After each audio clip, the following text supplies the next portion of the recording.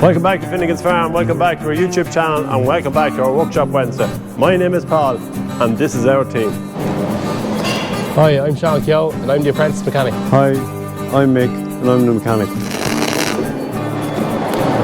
Hello, I'm Marco, I love to weld. This is Bruce, this is Blake, them is two best students. Well, what's the story? I'm Kieran Russell, the apprentice mechanic. Hello, I'm Carl, and I'm the one that has to make these guys look good. Don't forget to like, subscribe to the videos, and comment what you want. Just put it in the comments list and we'll get back to you. So, in for repair today, we have our John Deere 6910. We also have a potato harvester, our GBS 1700. We have a Cleveland 7-4 reversible plough to fix up, and we also have a sower there, Lemken Sower. So we'll head over to Mick there with the 6910. 6910 arrived here. Well, actually, it didn't arrive here. No, it wouldn't start this morning. Again, it was turning over, but no smoke. Obviously, wasn't getting diesel. Now, there is sometimes a little trick in getting some of these going. In the bottom of the diesel tank, we have a pump there. The pump sucks the diesel up and drives it on here. It should come out of this pipe here. I took that half and there was nothing going out of it. Yeah, when you turn the key on, you should hear it buzzing, you should hear the pump running, but sometimes the pump gets stuck. And why does actually, what happens, Mick, generally the brushes? I think it's just age the brushes, because what I did got it going. Yeah. I did what you were going to do, and the fuel shot out of it. Yeah. So I'm guessing the brushes are getting sticky in the pump. Oh, it sure holds you. I think that was done before. So I came out with a hammer here. The guys was wondering how am I going to fix it with the hammer. But the hammer did fix it now, and I'll show you how I done it. Get down underneath. If you get down underneath here, underneath the tank, you'll see a recess at the back of the tank, and there's where the pump will be. And if you give that just a few cracks like that, sometimes it energizes that little motor in the bottom of the tank. I'd say it bounces the motor and just gives it a shake to get the brushes to rub again. That's all I can put down. And then you can hear the pump running, and once the pump was running, then we were getting diesel up. Now, it has happened a few times there with the lads, so Mick is just on the job here. Big job, take it out. Just a bit tricky there. Well, I don't know. I think it'll come up all right. So if you lift up the floor mat, there is an inspection plate here, a little round plate with 4 little studs, and Mick has taken them a Sunday here, and the plate is off. He's taken this one as well, but that's just maybe for the loom. It's just to give you a little bit of scope in there. There's 4 bolts there that thread into the top of the tank, and on that you have your float, and on the bottom of the float is your pump. Now you have wires there, a little couple of wire going into it there. There's a block connector for block connector. So disconnect the block connector. Further over. Further over. Yeah. Block connector further over. Disconnect that. Take the 4 studs up, and the whole float and everything will lift up out of the tank. Just be careful taking it out. Make sure it's very clean there, in and around it there, because you are going to expose the tank, the top of the tank, to some dirt. So we've completely cleaned around it there with the airline. And take that right out then, and sitting on the bottom of that, hopefully, Mick, will have, I think the pump is sitting on the bottom of that, and it's just clipped onto it then, isn't it? Just when you're pulling it, make sure you mark the pipes, because normally your return is a shorter pipe than your supply. You could run into a situation where you won't have fuel pump. Yeah, so that's Mick's little trip for today. Is just to mark your pipes. There's only 2 pipes in it, but just to mark which is which there. I have a white mark on the one. Yeah, well, one was braided and one wasn't. I see the old tie wrap here, the colour tie wrap, which is always a great job with that. Yeah, so we'll pull that out there, and hopefully, I think we should have a new pump there ready to go into it. Here we have our fuel pump. That's the old one taken off. Sealed unit. You can't do a lot with it. You can cut it open, but it's kaput then. Here's the new one on. And you have your power supply coming down here. It was working, so we know our power is okay once it got a rattle. This here is your tank unit. That operates your fuel gauge. When you fit the pump, make sure it's not fouling, otherwise you get false readings on your fuel pump. This thing here is a resisted wire, and as it goes up, in most cases, there are some exceptions, when you go up there fully, it's almost 0 resistance. You go down here, I don't know, I can put a meter on 100 odd ohms, something like that. Quick way of checking that if it's faulty is pull the supply for the gauge here, earth it, and if your gauge goes to full, your tank unit's kaput. That's about it. I said earlier on that I always mark the pipes coming off. I have a white mark on one of them here, this one here, which is your pickup pipe, and you can see the reason now. There's the return pipe finishing there. It might start with, because the fuel injection pump will lift fuel, but it does normally need this boost. But if you had it on the wrong around, you go to half tank, you're walking. So 6910, more GEDs here. You would have seen Marco manufacturing from scratch, rather than buying the mudguards. Now we were going to buy mudguards, but he says he's going to make them. Now we had these brackets which are originally on the tractor, and we had to make these bits of tube in here which we bent there to make the 2 arms. So we're ready to put it back on. It's just a matter of getting the skin centre on it here. Now we have the narrow tyres on this tractor, so there's 380s on it. Sometimes it can be wider tyres on, so it's more or less to get the mudguard skin in the middle of it. So we probably will have to go a bit that way, Marco, just to get it. We might just let it off here on the clamp before we drill, because what do we do? What's your old saying? Measure? Measure twice, cut once. Oh, look at that. he has all the Irish saying, so he has. So look, we're just going to do this by eye to see exactly where it is. We'll drill that, we'll put 2 bolts in, and then we'll push this down. You want to be kind of looking to get the mudguard just across, we'll say halfway across the tyre there, so that you don't have any splash coming back, and you can see it comes the whole way down there. So that looks to be a good job, so you can muck away on that, drill the 2 holes, get them in, and we'll do the other one then. No, other one as well is in line now. Okay. You jump in the cab, check. Okay, so I'm just going to jump in the cab here. Do I'm told, it's not it. Quickly. Yeah, that one definitely looks perfect. Yeah, this is perfect, yeah.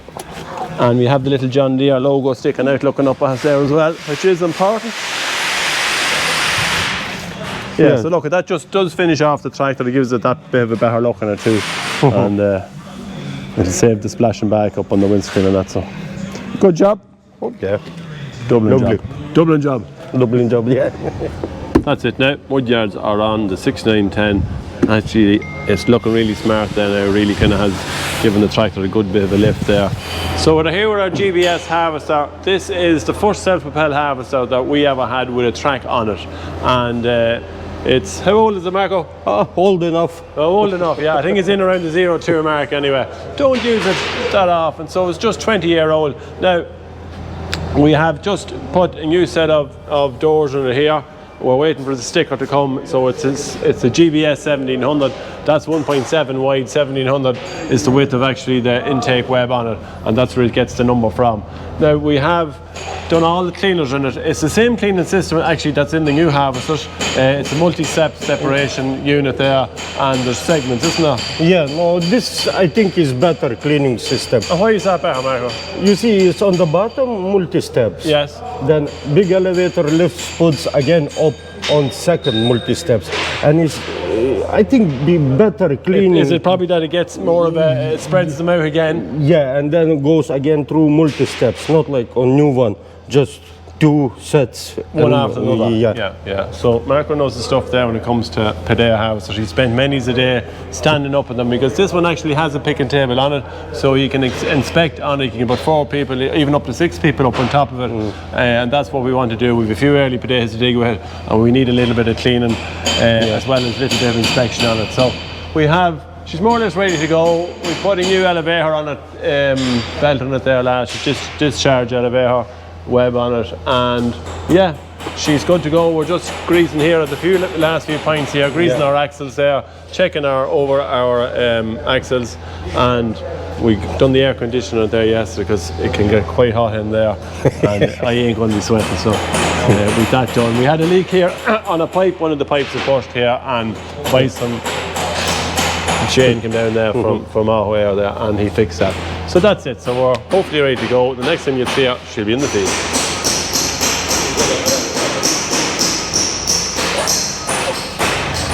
So it's that time of year again. We're just getting ready to sow. We have our old sower here, which is a 7-year-old one. 12,000 acres. 12,000 acres is down. Yeah, so like he has been busy. Like he doesn't be hanging around. But rather than, you know, we were going to change it. Actually, we said we keep it, and then we did decide to buy a new one. Now, is there any change, we'd say, in the 7 years? We don't see massive changes on it. No. The only things that we've changed on it is we didn't go with the markers this time. No, it's running through GPS now, and even headlands and the whole lot is done through GPS, so and it's working spot on, isn't it? there's no need for them, like. Yeah, so it's no just to need. get that confidence in actually having the steering system that when the Yeah. carton comes up, they can be a bit of a kind of a flutter in the heart there for a while before it actually comes up. But Once the first comes up, then yeah. So we've decided to go without markers. So one other thing there that we have on this sower compared to the last one is your pre-emergence. Pre-emergence, Why did you go for them? Well, just if you're oilseed rape or any of them early ones, if you want to do a pre-emergent spray, at least the sprayer can see. Now, I was marking the run beside with the markers I had, but at least this is a full line holding down the whole field and the headland and the whole lot. Yeah, no, he's a great job, and it's just an extra on it. No other really changes on it. We'll see the step has changed a little. It's a higher step on it. Yeah, well, that sower is sitting down, but there is an extra step at the bin. A bigger tank in that, no? No, I don't think so. I think it's just the same. Now, the few things that they didn't probably improve on was somewhere to put the scales and somewhere to put your and the tray. And the tray for carrying it there. Usually it's carries underneath there, but it has a tendency to fall out as well. We actually put them into the bin, and we put a bracket on there for bringing the scales with us as well. Now it's the same kind of measuring unit on it, isn't it? Oh yeah, exactly. The sewing unit and the whole lot is the same now. Only it's eyes-up, so it's ran through the top screen. There's no Lemken screen with it. But right, okay. Apart from that, it's basically just a Lemken screen in the top con. That's it. Okay. Well, look, we're just doing a few last-minute checks here, running around, making sure everything's ready, and I think you're ready for the field now at this stage. Well, so we'll probably find a problem in the field. It's the start of the season again for this lad. He will be busy. So now it's time for Tips and tricks. Tips and tricks.